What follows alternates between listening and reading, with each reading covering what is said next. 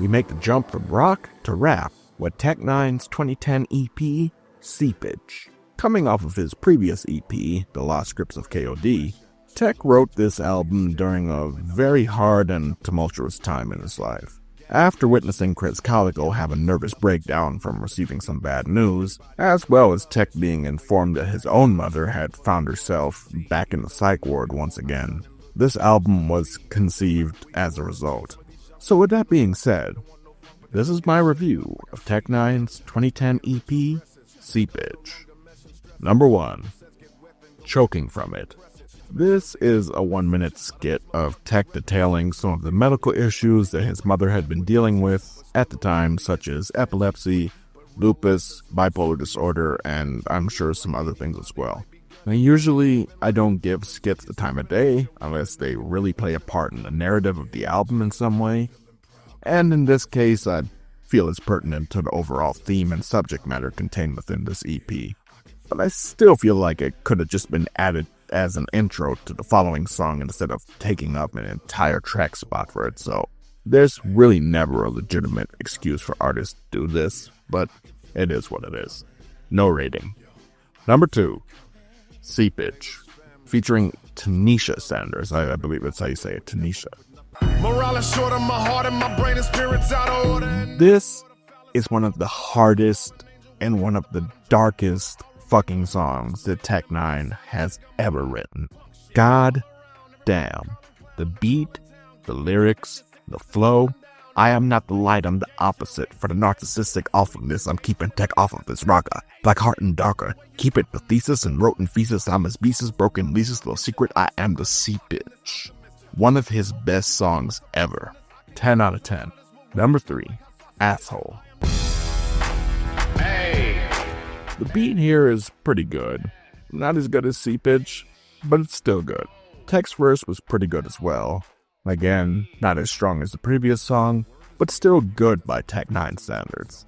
The second verse comes from Big Scoob, and he does his usual thing that he does so well, bringing a raw gutter street feel that really complements the beat in this case.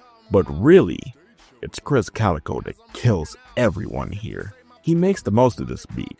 And I can truly say that Chris is the only rapper who can outdo Tech on his own songs.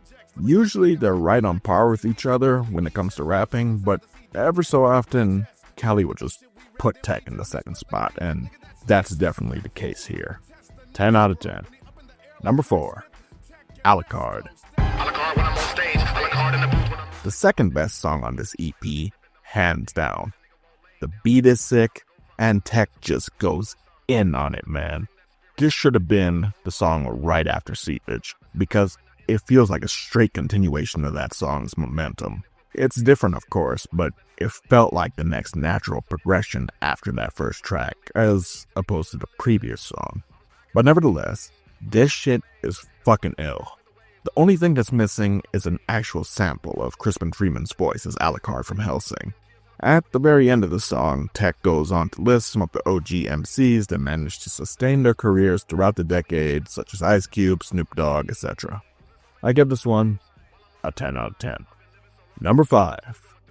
Bite Me. So this one is really good too.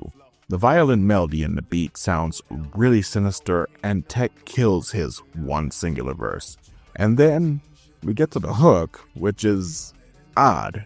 It's kinda campy, while the rest of the song is really dark. And I'm not sure, but I think that maybe Tech came to the same realization that I did, possibly at the last moment, and didn't have time to have Tanisha Sanders re-record this or do something different in place of it, because he just cut the song off after the hook plays once. I mean, it has a little spoken word part, but it just fades out after that brief spoken word skit.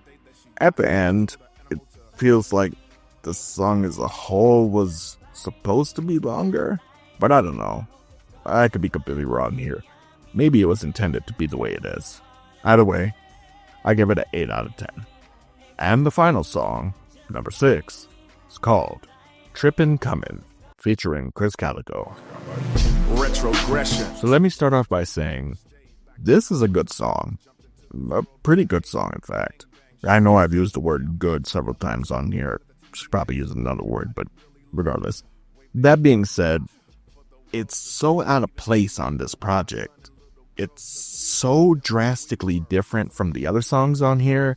Not that that's a bad thing, because, as I said, it's a good song. It's just an odd choice for this particular project. Even more so is the closing track. Now, while the rest of the album sounds like it came from the KOD album, this one sounds like it would be more at home on the All 6s and 7s or Gates Mixplate album. But as its own entity outside of that, it's good. Tech does a great job, as does Chris, who lends his vocals to the hook, along with Tech. I give this one a 9 out of 10. Overall, this is a really good EP.